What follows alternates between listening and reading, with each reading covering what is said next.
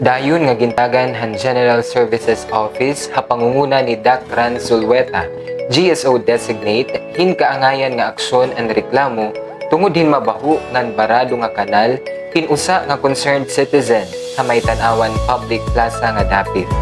Ginbuhat ang pag-unggad ang kanal, yan nga aga agud malikyan ang pagbaha di dahini nga dapit, labi na yana nga supot ang pag-inuran.